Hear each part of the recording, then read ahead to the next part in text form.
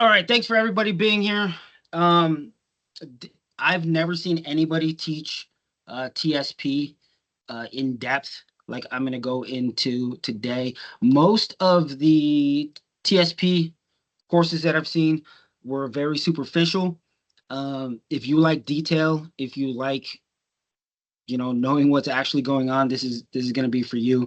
Like I like I tried to say before, um, it would help if you have maybe two screens. If you would pull up your TSP on one side, because I'm gonna go heavily into the TSP website and show you different things on there. It's not just gonna be, hey, this is TSP and this is what it does. It's gonna be very hands-on.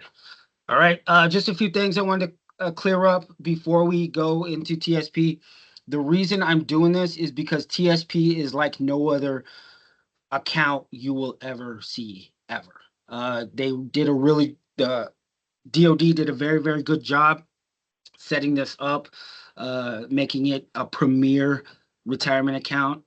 Some 401ks are based on the employer, and 401ks can have a bunch of different features, but that costs money. TSP would rival any top-notch 401k, bar none. It will beat IRAs. It will beat Roth IRAs.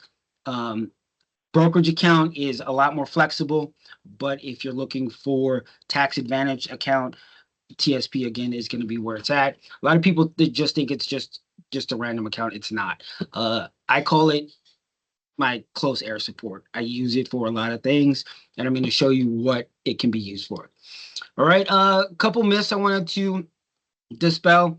TSP is just a retirement account. No, it's not just a retirement account. They do a lot of things for you, tons of things for you, and I'm going to go through each one.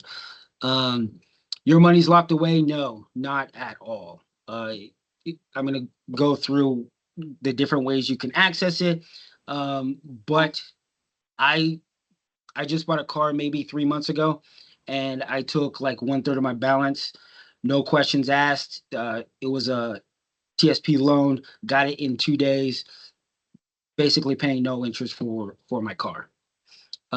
It's not. I Some people I tell them to use it when I structure their accounts. When I help structure their accounts, I tell people that they could use it as emergency funds, instead of having this huge savings account that doesn't do anything. So depending on what you're gonna use, how your financial life is set up, you can um should we be trying to create one for the sake of this training? If you don't have a TSP account, I would definitely open one, but I would go through the this training first, and then afterwards, if you need help, then I could definitely help you open a TSP account. Um, what was I saying? Yeah, based on how your finances are set up, you could use this as an emergency account. I don't know very many emergencies that can't wait 2 days. I mean, if the bank's closed, I mean, you could only do your debit card for so much anyways. Uh, we could there's a lot of myths around emergency accounts. Um, all right. Yeah, so every time you put into TSP, every time you make a contribution, this is what you're doing. You're loading your close air support, literally, because like I said, you could take up to half of your balance, up to $50,000, and get it within in 2 days for the most part. So I even took my IRAs because why not? I rolled them into my TSP just because so I could have more leverage and actually, like I said, buy the car that I wanted. So it's very versatile. It's an incredible account. And like I said, if you use this for an emergency account, the more you contribute, the more you're able to take out in terms of emergency funds. All right. Here's the what the war chest looks like. If you are in BRS, they do this is just the basic stuff that I in normally see in TSP, but I'm going to cover it real quick and then we're going to go in depth. 5% matching if you're in BRS, 1% automatic, 4% on whatever you put in. Um, you could roll in traditional IRAs and you could roll in traditional 401ks, not Roth. Okay. Combat zone features. If you are in a combat zone area, you can put in Roth contributions, which are tax free. If you're in a tax free zone, Roth contributions you put in tax free. And then when you go to take them out, they're also tax free. So if you're in a combat zone, put them in Roth. And then then there's no tax in or there's no tax out. Outstanding investment performance. I check their investment performance constantly, and they're top notch. And I will show you what I'm looking at when I'm looking at that too. Their retirement calculator, I'm going to go through maybe this class, maybe the next one. We'll see how far we get. But their retirement calculator, I'm going to go through it in depth. Phenomenal retirement calculator. Lots of distribution options. They have early withdrawal options. They have if you retire early, they let you access it early. They let you access it at age 50 if you meet retirement uh, qualifications at age 50. IRA, it doesn't matter. Traditional 401ks, it doesn't matter. No matter when you retire in those, you have to wait till 59 and a half. TSP gives you, because it's for the military, because it's for feds, you guys like to retire early. I like to retire early. We can access it at age 50, which is pretty crazy. That's written into the IRS law. So that's ironclad. Show you all the distribution options for when you actually retire, what options you have, and what can be, how you can access those funds, and what's typically the best way to access those. A lot of 401ks do not have Roth options. We do have a Roth option. The Roth option is you pay taxes up front. You do not get a tax deduction, pay taxes up front, and then when you take it out, it's tax free. So the idea is if you have a lower tax bracket now and you are anticipating a higher tax bracket later, you want to do the Roth. It's the other way around for traditional. If you are anticipating high taxes now, you do the traditional, and then on the back end, then when your taxable income is lower, that's when you pay the taxes. The TSP, like I said, we're going pretty fast here just so we could get to the in-depth stuff. Hopefully you guys know a lot of this already. It's ordinary income is what it's taxed at. That is the tax bracket. It is ordinary income. Whatever your ordinary income for the year that you take it out or the year that you contribute, depending on when you're taxed. So if you're taking it out, if you did the traditional and you're taking it out when you're 68 or whatever your tax bracket is at 68 as your income, that's what it's going to be taxed at. So if you take 5,000 on your TSP and you made 50,000 when you were 68 years old, you will be charged taxes on 55,000. 5,000 from the TSP and 50 for your income. The Roth is the other way around. So today, if I did my taxes today, which they're due tomorrow, if I'm made 50,000 this year and I contributed 5,000 to TSP, then now I made 45,000 this year, and that's for the traditional. Okay, so if that's confusing, we could talk about that a little more, but it's taxed at ordinary income. Brokerage accounts. Another reason why I like brokerage accounts is I'm always going to plug brokerage accounts. Is that brokerage accounts are not ordinary income.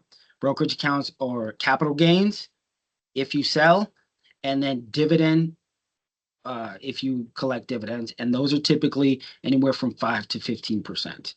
Could be closer to zero based on my double screens went off for a second.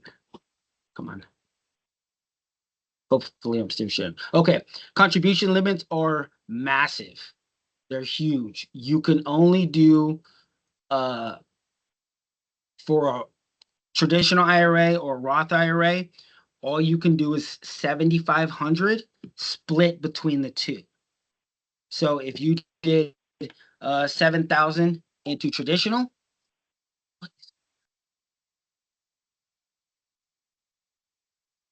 sorry.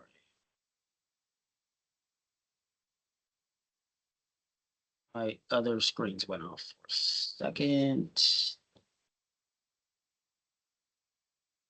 me sharing again. Sorry. I think I'm just sharing the wrong screen. Let's go back. Oh,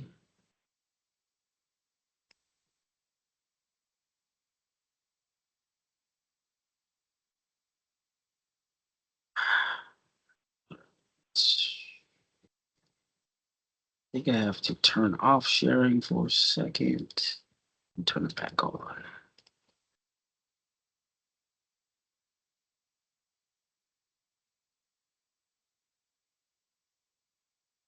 Okay, I think I got it now. All right, there we go. So, um, contribution limits. Contribution limits on the TSP are based on 401k. So the 23,000 is people below age 50. When you reach age 50, you could do catch-up contributions up to $30,500. That's so much money. IRAs and Roth IRAs, you could only contribute 7,500 any given year. So for instance, if you have 7,000 going into a traditional IRA, you could only do 500 into your Roth. Okay. TSP is independent of Roth IRAs and traditional Roth IRAs. So you can do Roth IRAs and you could do a Roth IRA, traditional IRA, 7,500 on top of the 23,000. So you're talking about if you did pure retirement accounts, you could put up to 30,500 into retirement accounts here, and then here you could put up to 37 or 38,000 into retirement accounts. That is a lot of income into retirement accounts. Um, all right. Let's see. So this is lots of. It's not just a retirement account, like I said. It is a. It's a short-term lender. It's annuity provider. We'll talk about what an annuity is. It's an investment manager because they're top-notch investment managers. Basically, set it and forget it. They're retirement advisors because of the retirement calculator they have. That's better than any financial advisor you're going to find. Maybe a certified financial planner has a better system because they are a little more in depth than a financial advisor. They have secure growth. So if you're into savings accounts or into something a little more secure, then they have the G fund. That's basically for when you're withdrawing, and they are a mortgage lender as well. So when you take a loan, you could decide. Well, you tell them whether you want it as just an everyday loan, just a normal loan. They give you 5 years to up to 5 years to pay it back. If you designate it as a mortgage loan, so down payment or you could even use it for fixing up your house, they will give you up to 30 years to pay that back. So you have to tell them which one it is. Is it a short-term just loan for anything, or is it a mortgage-based loan? The mortgage-based loan, you're going to have to jump through a couple more hoops, still not many, still not nearly as much as a bank or anywhere else. And then you can access your that longer pay period or payback period. So it's all of these combined. You're not going to find this in any other retirement account. You're definitely not going to find this in any other 401k. Okay, so if you have a TSP, you are ahead of the game. You have much more tools at your disposal than the average person does. All right. Wanted to get through a little bit of just differences between retirement accounts. Like I said, retirement accounts are for retirement. Okay, you can use TSP, like I said, for a couple other things, but the primary purpose is retirement. I know a lot of people with disability ratings, people with uh, at the Army Reserve, they're going to retire from the Army Reserve, and they're going to retire from the federal government, and they have a disability rating. we need to talk because you probably don't need TSP like you think you do. But yeah, so here's a few things that we're going to go through. Tax rate, like I said, ordinary income. Okay, brokerage, capital gains, dividends. Roth IRAs, ordinary income. You're taxed at ordinary income now. Traditional, you're taxed at ordinary income later. Liquidity, very low for traditional. This is if you're withdrawing, not if you're lending or getting a loan. If you're withdrawing out of a traditional TSP or traditional IRA, the penalties are 10% on the entire balance because you haven't paid taxes on any of it. Okay. Liquidity on brokerage, you could take it whenever you want. Roth IRA is medium because you only pay taxes on what it grew. Because remember, you already paid taxes when you contributed on the Roth. You only pay taxes on what it made. Okay. And they will, the growth comes out first on a Roth IRA. So if you made 5,000 and you're pulling out 5,000, it's all going to be taxable. But then after that, it's not taxable. The Roth IRA also has a little bit more caveats in terms of when you could withdraw it, like under what circumstances. Disability, if you get a disability rating, you can withdraw. If you're withdrawing for a primary residence, you also can withdraw. And I believe they carved one out for college expenses. Roth is a little more flexible in that way. And this goes for traditional, this goes for TSP and IRAs. Okay. Passing on wealth in your TSP and in your IRAs, you pass it on as cash. Cash gets taxed. Okay. You want to pass on assets. So if you have a balance in your retirement accounts, you're going to want to draw that down over your retirement. Don't hoard that money in your IRAs, in your TSPs. Use it for retirement and pay taxes on it over a long period of time so your beneficiaries don't have to. Okay, because it's going to go to them in cash. Brokerage accounts get transferred in kind based off of what shares you have. So you transfer the shares. So what I tell people is draw down your retirement accounts, put it in a brokerage account slowly, build up some stock, build up some bonds, and then pass those on to your beneficiary. So I'm gonna have a estate planning class probably before the end of the year where we'll talk about more on that.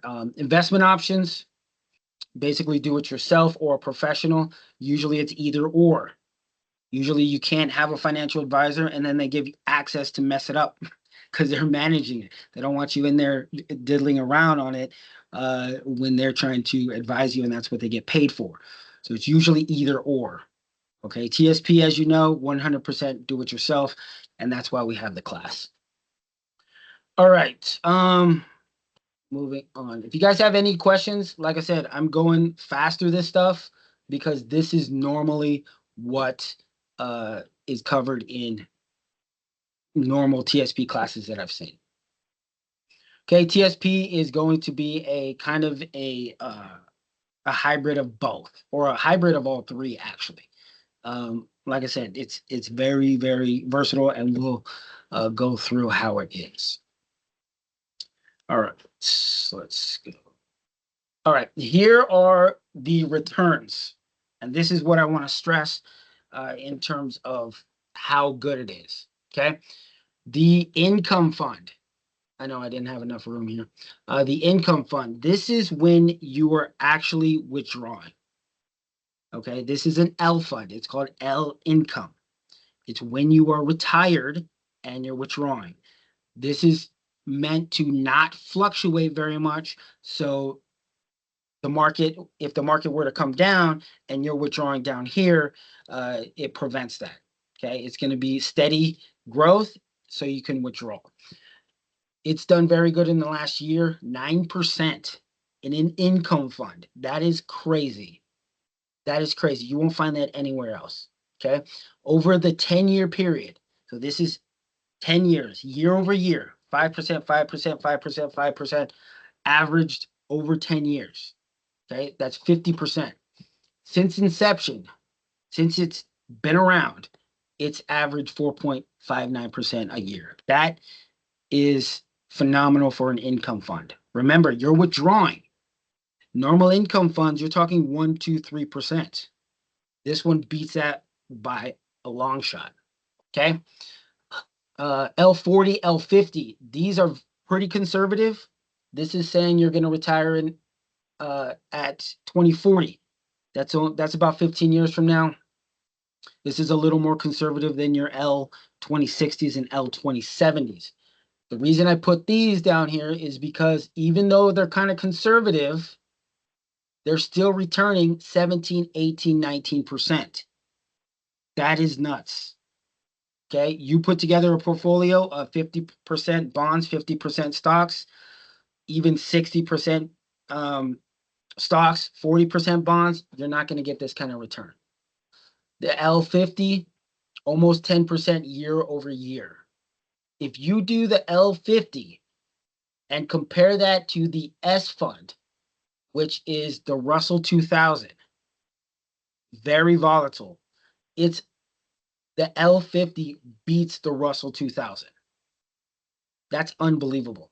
This right here, look at how volatile it is. Over the 5-year, 4% year over year. That's less than this one. That's less than the income fund. Okay, so L funds is where you want to be. 100% L funds. Pick one L fund, go with it, because these are professionally managed by TSP. They are phenomenal accounts. If you look at the L50 10-year, the L50 10-year almost beats the S fund over the 10-year period. Again, this is very volatile. And then look at the C fund. This is 100% in the S&P 500. Still very comparable, almost 11% versus 14%. So you're taking on a lot more risk on this side than you are over here. Okay. The G fund is 100% government securities. This is basically like your savings account. This, if you haven't messed with your TSP, everything's going to go into G fund. Okay. The income fund will outperform the G fund. Will 100% outperform the G fund because this income fund has some of these other ones in it. Very little, probably about 15%, but that 15%, if it's outperforming, will give you considerable amount of gains. Okay, so if you don't know already, these are the only 5 funds in the TSP, and then the L funds are just professionally managed asset allocations that use these 5 funds. So they'll have a little bit of G fund, they'll have a little bit of F fund, they'll have a lot of C fund, and based on how close you are to retirement, they adjust that for you. Okay, so this income fund probably has mostly G fund and then a little bit of these, whereas the L50 has most of these and a little bit of G and F. So like I said, you want to stay in L fund. I'm going to do a little more performance. This is just a quick performance on these. So this is, actually, let me go into my account. So I'm going to go into my account real quick. And I don't care about BII because this is for learning purposes. All right. Let's switch the share. My last class, I was sharing for like half an hour and not sharing. So I thought I was sharing for a half an hour. Yeah, it sucked. So let me log into my TSP, and this is where you're going to want to follow along because I'm going to click through and I'm going to show you some things on the site. Where is my authentication?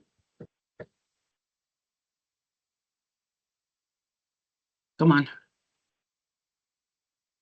I logged in twice before this class just to see how quickly I could log in, and it was pretty quick. And now apparently it's not. So let me try it again.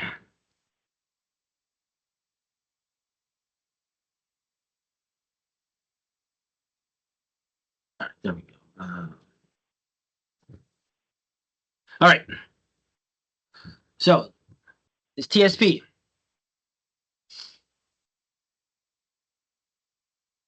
I've been with the federal government 6 years now. So you can see how much I believe in TSP. Um, so right off the bat, it tells you what your balance is. It tells you your current rate of return. This is for the year to date. So this is between January 1st and today. Okay, it's been pretty volatile. It tells you how much you contributed year to date, and then your agency contributions. Here it shows you what you're invested in. I'm 100% in life cycles. Okay, 1% in cash. That's just based off of this loan, like I said, that I bought my car with. That's where this 1% comes from. Uh-oh.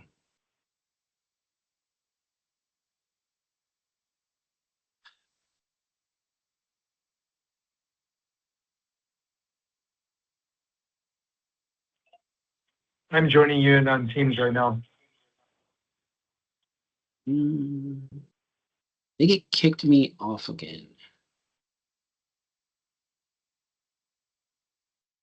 Kicked me off the share. There, I got it back.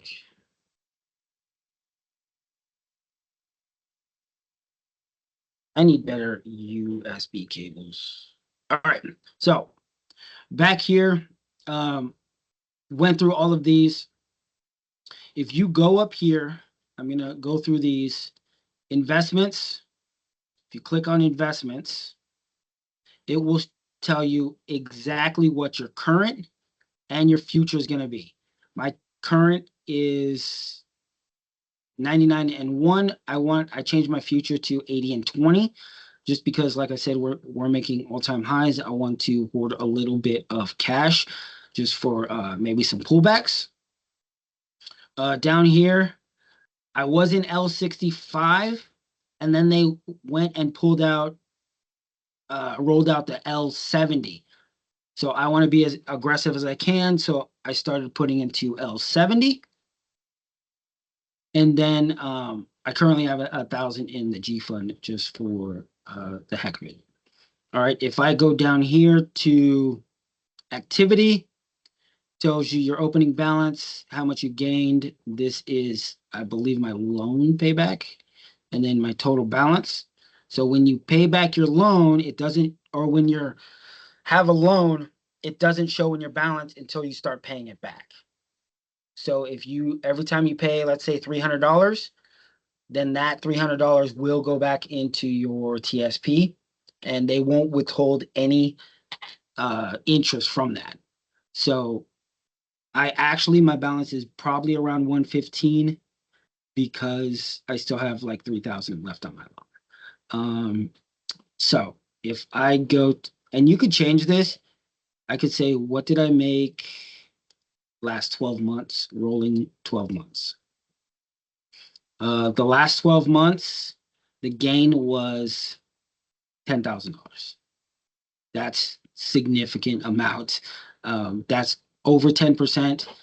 Obviously, it says right here 15% return in the last 12 months, and that's including March of this year, which March of this year, as you guys know, was pretty horrible. So that is a magnificent return. You could look at calendar year 2025 and look at that, almost 21% return for all of 2025. That's, you can't afford to not be invested in the L funds. Okay, let's look at the fund performance.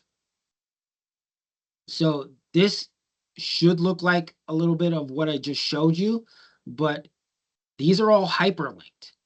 So check this out. I could click on the hyperlink and a PDF will come up. Hopefully the PDF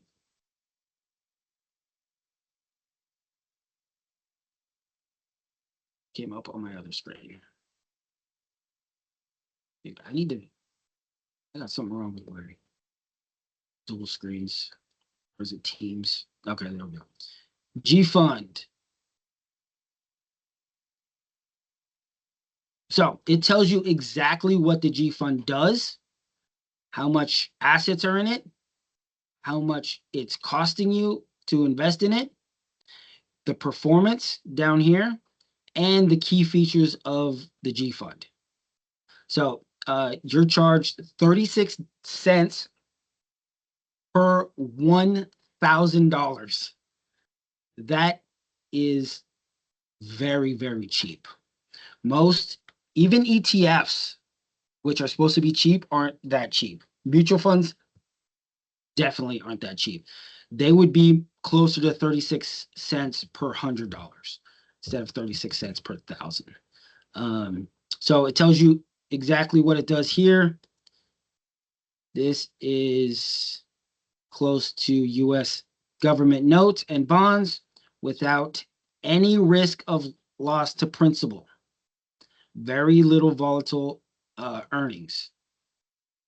Okay. Let's see. And then it shows you how it outperforms inflation over the last, since inception, 87. So if you invested $100 back in 1987, you'd have 550 today. If you invested $100 in, and your $100 is now worth 220 or 283. So that's inflation versus the G Fund. Then it compares it to, this is what's called a benchmark. So this is how you know whether your investment's doing good, is you have to compare it to something. The G Fund is compared to the 90-day T-bill. So this looks like it's outperforming its benchmark, which obviously you want to outperform any comparison. It would be unfair to compare the G Fund to the S&P 500. So you have to have it compared to something comparable. This is the 90-day T-bills. So instead of going into the T-bills, what this is saying is, instead of going into G Fund, you could actually go out and purchase 90-day T-bills, and it should be pretty similar. But again, the G Fund outperforms the T-bills. Okay. And so you could go into every single investment, and it tells you exactly what it is, exactly what they're trying to accomplish, exactly what the fees are. So it's no mystery. And it did it again. It put it on the other screen. This is C Fund. 429 billion in assets. Again, 36 cents per $1,000. That is crazy, because that's the same as the G Fund. G Fund's supposed to be way cheaper than a stock fund, and these are the same. I don't know how they can do that, but they do it, and they do it for you, for your benefit. The C Fund offers the opportunity to earn high investment return, diversified portfolio of stocks of large U.S. companies. The index, or the benchmark, is the S&P 500. So what they're trying to do, the C Fund is not the S&P 500. What they try and do is they buy stocks in that track the S&P 500 as closely as possible. So let's see how they do. Year over year, the S&P 500 did 25.02%. The C Fund did 24.96. So that's negligible. They're doing an incredible job of managing the C Fund. Again, these are very close. Look at this one down here. Over the 10-year period, 13.09 versus 13.10. That's crazy. They are within 1/10 of 1%. No, 1/100th of, no, 1/10 of 1%. And if you put $100 back in 88, for every $100 you put in, you would have nearly $5,000 for every $100. Inflation would be at 274 since 1988. Tells you exactly what it's invested in. Apple, Nvidia, Microsoft, Amazon, Meta, Tesla. Okay. Tells you what the mix is: financials, information, technology, consumer discretionary. So this alone, if you were just in C fund, it would still be diversified because you're in 500 different stocks. Okay. And 500 of the biggest stocks. Okay. So this, even if you're just in the C fund, you'll still be diversified. You don't have to go to the L fund if you just want, pure exposure to the S&P 500. If you go to the L fund, you're talking about thousands upon thousands of companies and bonds that you're investing in. If you're worried about losing money, this is not where you're going to lose it because these are so diversified. Let's look at the I fund, which is international. It's going to do it to me again. All right, the I fund is international stocks. So not only do you have exposure to the US, our top 500 stocks, you have access to international stocks. All right. And again, expense ratio, very, very, very low. Okay. Let's take a look. The benchmark here is MSCI. And then also it does invest in China, and Hong Kong. So it has 3 indexes that it follows. This one is a lot more volatile, but when it's volatile, that means significant growth if you're habitually putting in. If you have automatic investments set up to go into either the I fund or an L fund that has I fund in it, it's going to be reinvesting. And every time the market goes down, you're buying more shares. And I'm going to get into that in a second. Dollar cost averaging. So $100. This only goes back to 2001, and that's why it's not doesn't have that upswing that the others do, because this is relatively new compared to the other ones. $100 would be about 180 over this time frame in inflation, and this $100 would be, for every $100 you'd have $318. Okay, and this is why you don't invest just in this. This can be a piece of your overall portfolio, and you can look and see what it's invested in. Taiwan Semiconductor, very close to NVIDIA. You have Nestle, Toyota, AstraZeneca, Shell, different overseas companies. And it gives you the countries that it's invested in: France, India, Canada, Germany, United Kingdom, the industries it's in: financials, industrials, information technology. And since it has multiple benchmarks, it's not showing me all of the benchmarks. And what I wanted to impose on these was look at who your advisors are that are managing this. This is BlackRock. This is State Street.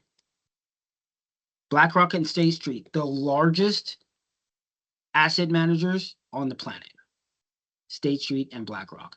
They do tons of mutual funds. They do tons of ETFs. And for this little tiny bit of money, they're also managing your portfolio. Okay, so like I said, I can't impose on you enough how outstanding the performance is on the TSP. And they make it incredibly easy to actually invest in and get a solid return. So let's go to account activity. It tells you everything going everywhere. If I go by date, it tells me how much I'm investing and where that's going. What I wanted to show you is this. And I think I have a better, let's see if I have a better. So this is comparing my rate of return versus the G fund, the F fund, the C fund. I'm actually outperforming the C fund in the L2075. Or no, L2070. I'm outperforming the Russell 2000. And I'm outperforming the I fund, outperforming them all. Here's what I wanted to show you. This is what I did was I pared down that tab of activity by date. Now, the reason I did that is because I wanted to show you how fluctuation works for you and not against you. So I took 50 contributions into my traditional TSP, okay? 50 of them.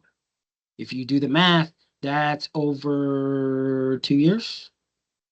We get paid bi-week or every other. So yeah, 2 years. This is 2 years of contributions, okay? I put in roughly $230, $236. Here's my share price. And here's the total value of the shares. Okay. So I paid $11,593 for the shares over that 2-year period. My average share price was $12.93. That's my average share price. You can see back in 2014, it was only $10 a share, but it got significantly higher because as your investment goes higher, the share price goes higher. So you're buying less shares when it's high, more shares when it's low. Okay. So I picked up 22 shares for my $236. So when the price is low, that's when you pick up the most shares. That's what it's advantageous to you. Look up here in August 29th of 2014. I picked up 23 shares. I picked up 23 shares for my $236. That's incredible. That's like going to Walmart and having a bunch of stuff on sale. That's what you actually want. So let's look at the outcome. $11,593 is what I paid. Average share price was $12.91 over that 2-year period. The value, this is how many shares I have. I picked up over the 2 years. Just from volatility, just from fluctuations, they're now worth $12,000. Just from fluctuations. So when people say, I don't like fluctuations, you probably don't do a lot of investing because this is just from the fluctuations. Because what's today's price? Today's price is 14 or something. So just from fluctuations, I've made $400. But this is not including the rise of all the previous shares I got.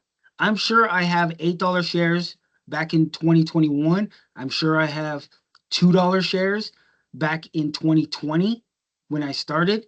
I'm sure I have shares that are way lower than this $10.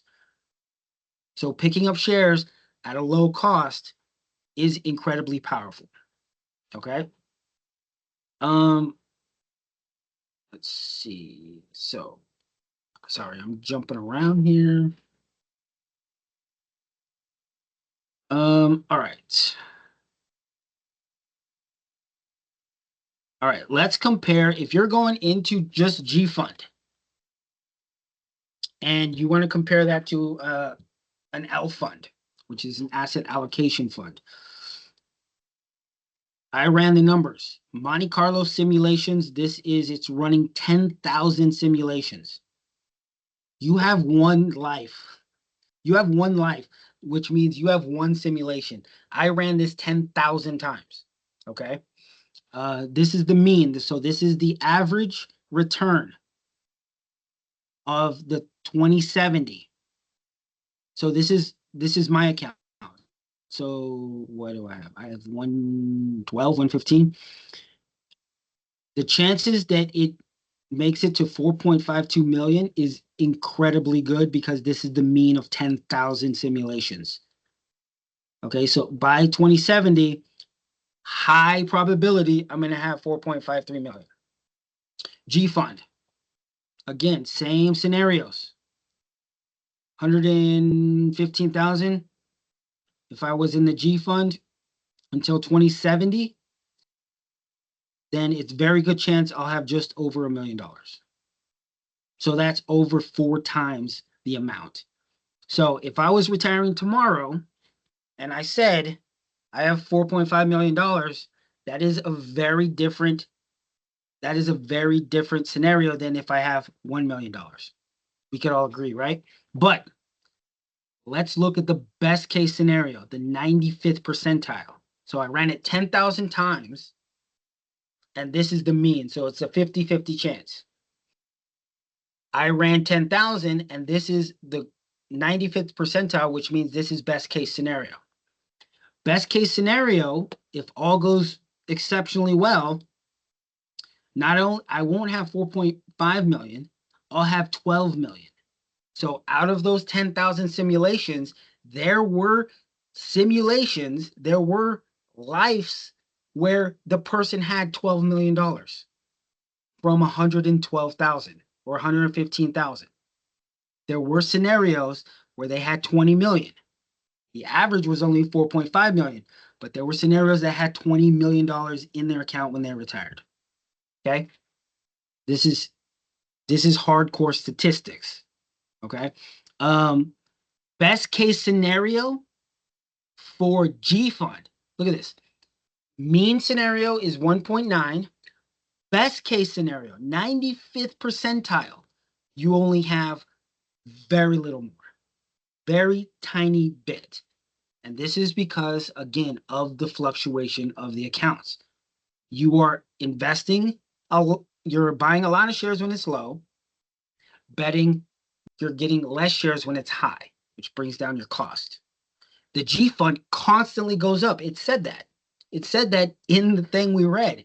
It doesn't go down. What that means is the price never goes down. You never get a deal, ever. So when I see something that never goes down, I see something where I can never get a good price. Okay? So you can look at it both ways. If you're in the G fund, I would suggest you get out of it immediately.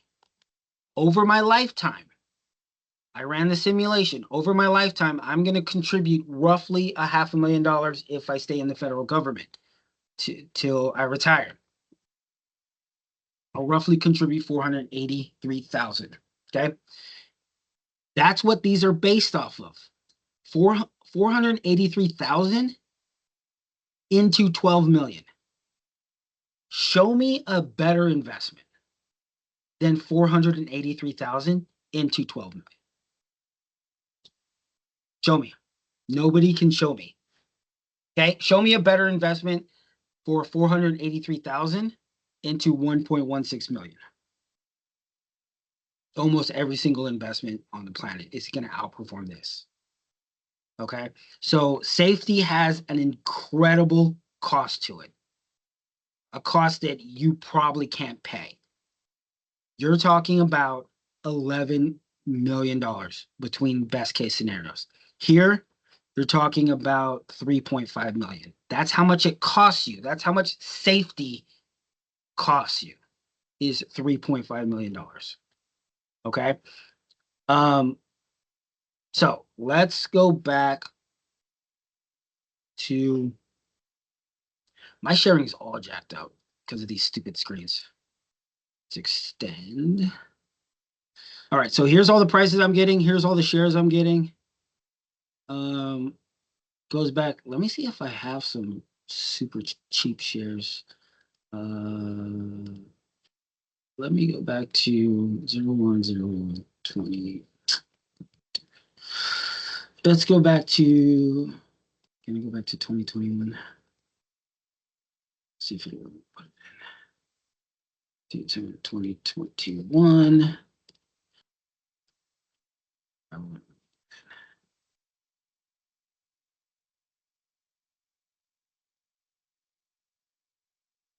I don't know what's it's not letting me do that. Okay. Account activity. Let's go to account balance history. This account balance history is broken. I don't know what's wrong with it. Don't go to account balance history. Okay. But you can see what I had in 2021. I had about $10,000 in 2021. And now I have, like I said, 115. Okay. Shows you right there. If I was in the G fund, I'd probably not have it anywhere close to that. Because like I showed you, I'm making 20% year over year over the past 10 years. Contributions, it tells you how much you're putting in. And it can go by your contribution dates. Let's see if no earlier than 5/26. So let's check 5/20. Let's check 6/26, 2023. Let's see what my contributions look like. All right, so here is my year-to-date contributions. Here's what I put into TS traditional, and here's what I put into Roth. So it breaks down where your contributions went and what was the percentage. And then down here tells you what's vested. Vested means what's yours versus what's the government. I believe it's a 2-year vesting period. So if you're in TSP for at least 2 years, you get to keep all of the matching contributions. If you want to change investments, which you should probably do if you're in the G fund,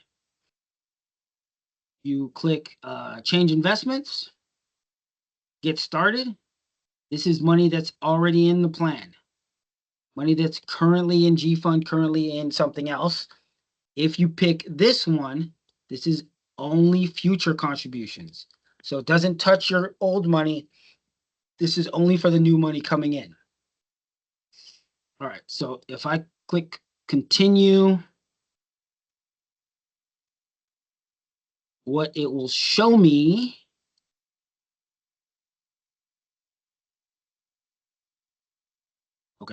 what it'll show me is my current mix, which is my current mix is 45 and 60 in L65 and 54 in L70.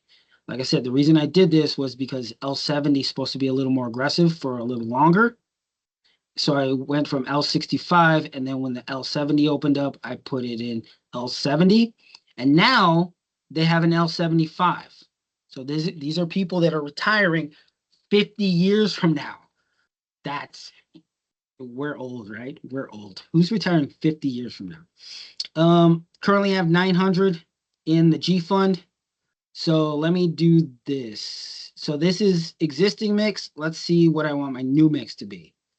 So let's say I want to go keep that there.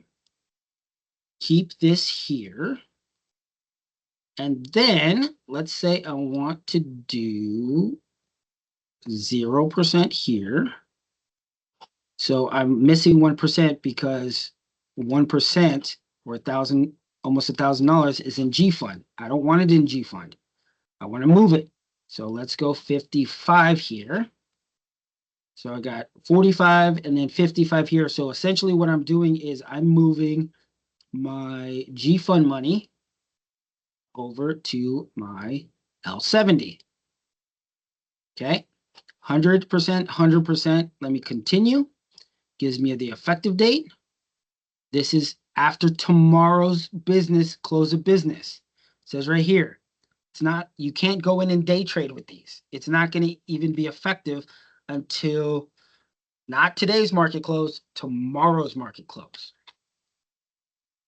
You put less than, yeah, so it gives you a warning. This is exactly what I'm saying. You put less than 100 in a target date fund. For life cycles to work, it should all be in one life cycle. I know right now that life cycle L70 and life cycle L60 right now are identical. But as I move closer to retirement, then the L70 is going to slightly outperform the L65 just because it's going to stay aggressive for 5 years longer. All right. So again, it will ask me, do I want current and future, or do I just want current? So let's say I just want to do the $1,000. I want to keep a little bit going to the G fund out of my future contributions. So I'll continue. Then it'll give me my new mix, my existing mix, and then my new mix. I'm eliminating that $900 out of the G fund that I built up. Okay, I submit it. Complete successful, and then I'm going to get an email when it's actually completed. Okay, looks like we're running out of time, so I should stay in L50. I'll take questions now if you guys have any, or I'll stay for as long as you guys have questions. I'm going to go a lot more in depth with the tools, rolling in funds, rolling out funds, and just other tools in TSP. So this is more of the basics, and then go more in depth next Tuesday. L50. So if you're in L50, that means you're gonna either start withdrawing at in 24 years, or you're going to retire in 24 years. Either or. Because what it's going to be mostly in the G fund in 2050, which means you'll be safe to withdraw. Can we deposit external funds to TSP and use it to invest in the funds? No. But like I said, what you can do is you can contribute to the IRA. And then when you have a small balance in there, I don't know, 2,000, 5,000, whatever, you can roll it into to TSP. Okay, so that's the way you circumvent that a little bit. You can write a check today to your IRA. And then when you have a balance or when you feel like it, you can roll that into TSP. You can't write a check directly to TSP. Where will this recording be located on here? How do we sign up for the next meeting? All right, perfect. Actually, I missed that. Perfect question. All right. If you got a Teams link today, it will be on the same Teams link. Okay. Here's my next classes. If you care, I'll put this up on the next class as well. I'm going to do home equity, mortgages, and rental properties. It's going to be in June. And then I have some in-person classes coming up, I believe in May and July. And these are all paid for by the 88th. So if you want to take a vacation on the 88th and learn some stuff. So if you look here, right here, this button right here is where this is going to be posted in a few hours. So you take this QR code. This is my virtual business card. And then my face comes up and you could save the contact and it'll have the YouTube channel in there where this is going to be posted and where I posted all of my past videos. Somebody asked me the other day how my investments are doing. I did an entire video on how my brokerage account is doing.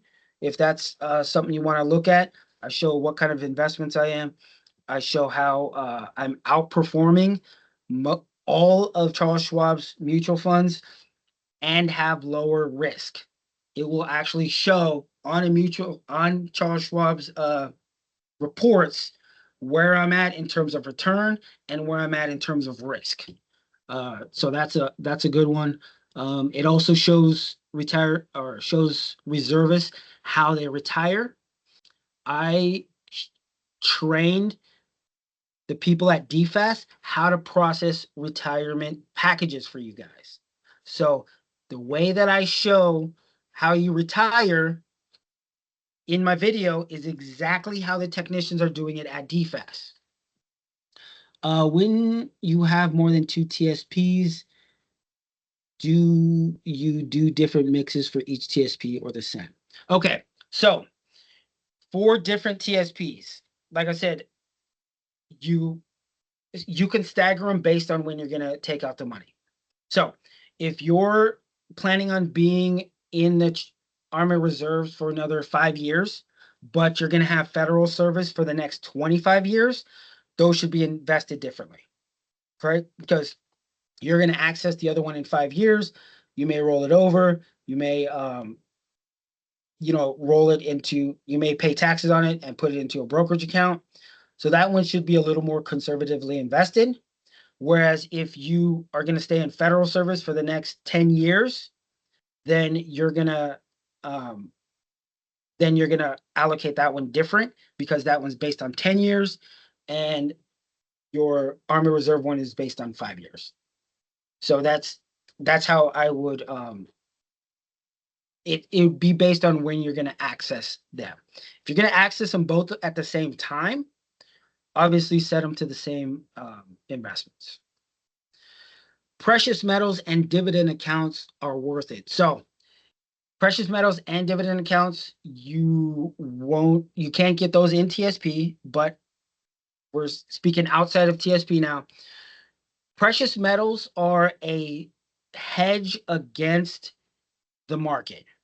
So as the market declines, as the GDP declines, as the dollar declines, then precious metals are a hedge to that. So you're not going to get the growth. If the market is growing, then the precious metals aren't going to be growing as much. If the market is crashing, precious metals are going to be growing.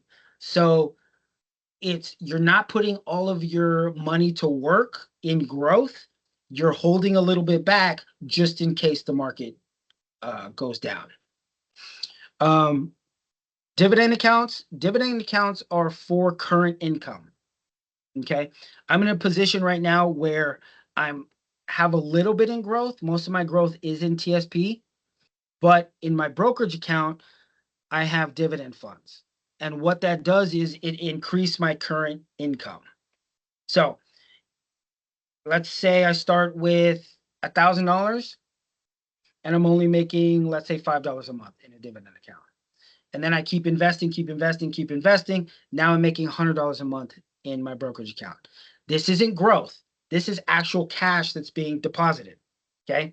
And then now I have $300 that I'm getting in income off this account.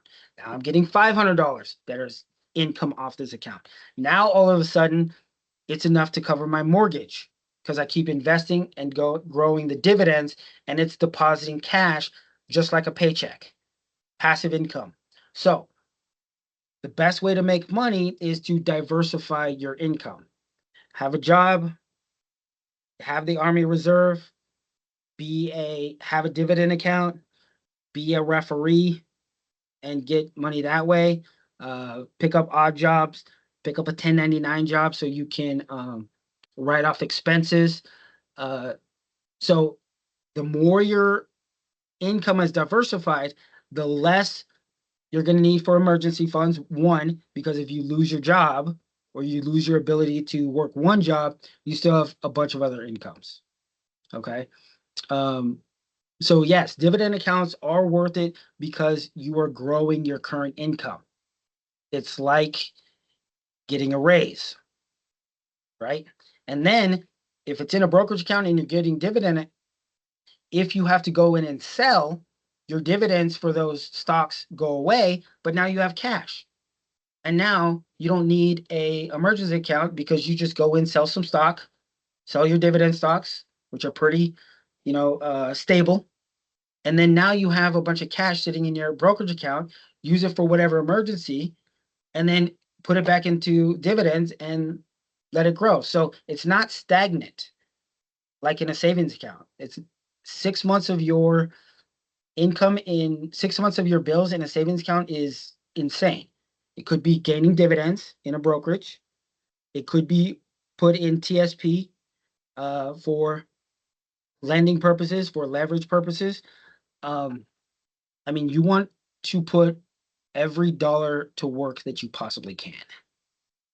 So that's what the argument for dividends. Any other questions?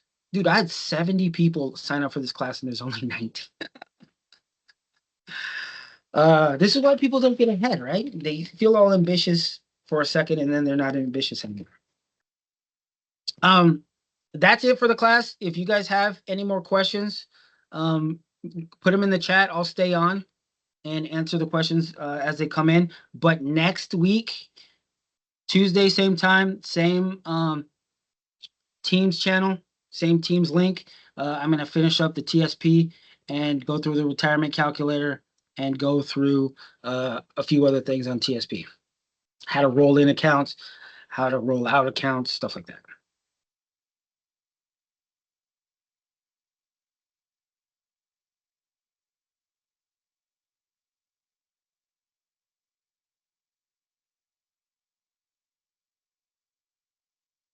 I'm thinking people just left their computers on and walked away. All right. If there's no more questions, I'm going to jump off. I will see you guys next week.